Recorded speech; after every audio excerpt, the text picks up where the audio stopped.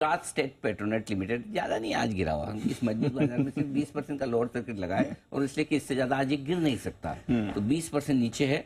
और जब बाजार है मजबूत, हुआ क्या है भाई, इसको 20% नीचे क्यों? अगर आपके मन में भी ये सवाल है तो जवाब कुशल के पास तैयार है। नहीं है अगर आपके मन में सवाल, क्योंकि आपको पता ही नहीं कि 20% ये, तब भी देख लीजिए पूरी डिटेल्स की क्यों है आज कमजोर GSPL.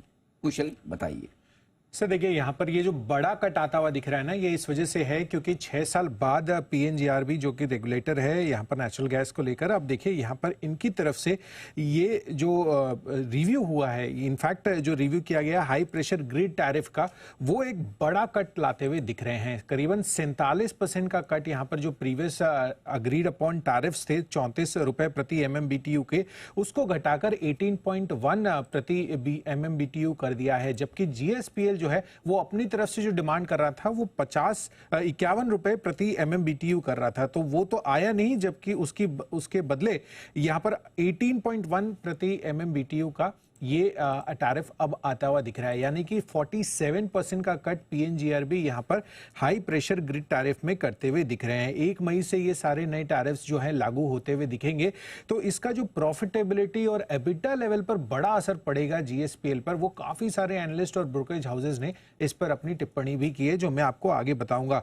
But of course GSPL इस आदेश को चुनौती देता हुआ दिखेगा, बट अभी के लिए जिस तरह का जो ऑर्डर है उसकी इंप्लीकेशंस भारी भरकम आती हुई दिख सकती है आगे आने वाले समय में इनके फाइनेंशियल्स पर। अब पीएनजीआरबी ने ये क्यों दरें काटी है, आने वाले समय में ये एक्सपेक्ट कर रहे हैं कि पहले तो कैपेक्स में कमी आएगी, तो यहां पर इस वजह से इन्होंने जो टैरिफ है इसमें रिवीजन किया है। साथ ही मौजूदा और जो नई पाइपलाइंस है उस पर ऑपरेशनल कॉस्ट भी वो भी कम होता हुआ दिखेगा, और साथ साथ ये मानकर चल रहे हैं कि जो ज्यादा यूटिलाइजेशंस आगे बढ़ेंगी, यूटिलाइजेशन लेवल बढ़ेंगे, तो वॉल्यूम्स में भी अच्छा खासा ग्रोथ होता हुआ दिखेगा। तो जीएसपीएल का एक सर्टेन एस्टिमेट है वॉल्यूम्स का, उसके मुकाबले उससे ज्यादा साइड पर पीएनजीआरबी वॉल्यूम एक्सपेक्ट करके चल रहा है, तो इनकी जो एक्सपेक्टेशंस है उसकी वजह से यहां पर ये टैरिफ काटे गए हैं।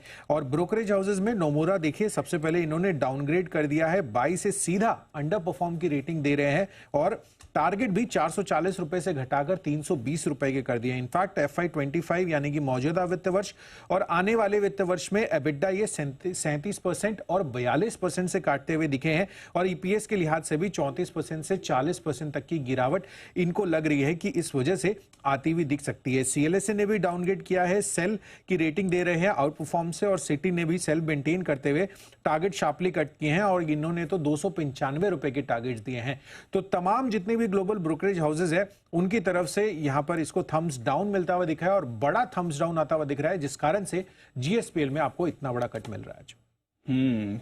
इसलिए बड़ा कट मिल रहा है, और जो प्राइस आया भी अनिल ऑलमोस्ट आधा आया है, तो उसका तो इम्पैक्ट यहाँ पर बन भी रहा है। नहीं है ऐसा मतलब इस तरह से 47 पर, मतलब कोई मतलब कंपनी कैसे बिजनेस करेगी, इन्वेस्टर कैसे इन्वेस्ट करेगा। एग्जैक्टली ये मतलब कोई मतलब टैरिफ काटने का भी एक तरीका होता है। मतलब आप 47 पर आधा ही कर दोगे, करेक्ट सर, और सीधा की 1 मई से लागू। अब नो डाउट लीगल लिटिगेशन होंगे, करेंगे, लेकिन इससे एक चीज और है दीप, वो समझने वाली बात है, ऐसी की ऐसी तलवार पेट्रोनेट एलएनजी पे भी लटकी हुई है। राइट, सिमिलर, क्योंकि पीएनजीआरबी वहां पर भी ऑलरेडी वो रिव्यू कर ही रहा है, और वहां भी पहले से काफी दिनों से चर्चाएं चल रही, पेट्रोनेट एलएनजी लेके आई है, वहां पे भी काफी दिनों से चर्चाएं चल रही कि हो सकता है पेट्रोनेट एलएनजी के भी इसी तरह से टैरिफ कम किया जाए, और उस पर वो ऑलरेडी स्टडी वगैरह चल भी रही है। तो मुझे लगता है कि ये कंपनियां थोड़ी सी वल्नरेबल हो गई है आजकल। अब मतलब जिस तरह से अच्छा पीएनजीआरबी जाना जाता है मतलब अफलातून डिसीजंस के लिए, करेक्ट है ना, वो कभी भी आपको सरप्राइज दे सकता है, शॉक दे सकता है, yes, दोनों तरफ। यस, सो आई थिंक थोड़ा मुझे लगता है कि इन स्टॉक्स में जो गैस से रिलेटेड, इनमें थोड़ा हल्का रहना चाहिए, क्योंकि अगर वाकई में ये कोर्ट में नहीं जीत पाते हैं और ये लागू होता है जीएसपीएल के लिए, और अगर जीएसपीएल का हो गया पक्का, तो मान के चलो 101% लिख के कि ये पेट्रोनेट एलएनजी का नेक्स्ट नंबर है, हाँ पक्का मान लो। फिर अगर कोर्ट से भी अगर सपोज अप्रूव हो जाता है कि नहीं, पीएनजीआरबी तो अथॉरिटी है, इसकी जो मर्जी आए करेगा, वही डिसाइड करेगा कि भाव क्या होना चाहिए, टैरिफ क्या होना चाहिए, करेक्ट सर, तो फिर तो इनकी भी बैंड बच जाने वाली, ये ध्यान में रखिएगा। तो आई थिंक थोड़ा अलर्ट रहिए, वो अलर्ट रहना पड़ेगा ना। बिल्कुल बिल्कुल। चलिए, बड़ा इम्पैक्ट वैसे आ रहा है 20% के लोअर से, इसलिए नीचे क्या है अब ऐसे में क्या है, ये ठीक नहीं है। इन्वेस्टर्स को क्या मैसेज जाता है मतलब इसीलिए क्या है कि पहले एक जमाना था, इन्वेस्टर हमेशा सरकारी कंपनियों में पैसा लगाने से डरते थे जी। क्योंकि अचानक से कब रूल चेंज हो जाए, कब क्या नियम बदल जाए, पता नहीं चलता। आप इस तरह से अगर करेंगे, एक फॉर्मूला बना के करिए ना, तो क्या होता है कि सबको पता है कि कब बढ़ सकता है, कब घट सकता है। अचानक से किसी दिन पीएनजीआरबी का मना है कि नहीं नहीं यार इतना नहीं, इतना होना चाहिए। घटाने का तरीका है ना, आप धीरे धीरे धीरे एनालिस्ट करके। 10 से 15% का कट एक्सपेक्ट कर रहे थे, 47% का मतलब ऐसा नहीं हो सकता ना, ये मतलब ये तो आप कंपनी को ही खत्म कर रहे हो, इन्वेस्टर्स को खत्म कर रहे हो। दूसरी बार कौन जीएसपीएल खरीदेगा, क्यों खरीदेगा? करेक्ट। Not fair.